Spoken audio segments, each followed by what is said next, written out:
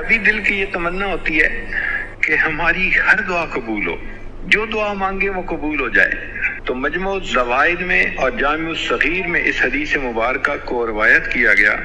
عبادہ ابن صامت اللہ عنہ فرماتے ہیں کہ جو شخص 27 مرتبہ یہ دعا پڑھے، اللہم اغفر لی وللمؤمنین والمؤمنات والمسلمین والمسلمات، تو ایک روایت میں ہے کہ جتنے دنیا میں ایمان والے مرد اور عورتیں ہوں گی ان کی تعداد کے برابر اس کو نیکیاں ملیں گی۔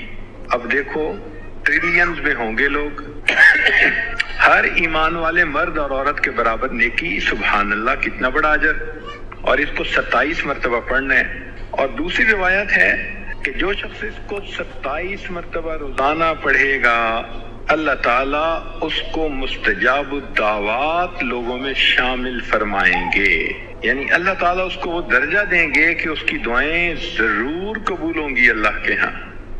سبحان اللہ۔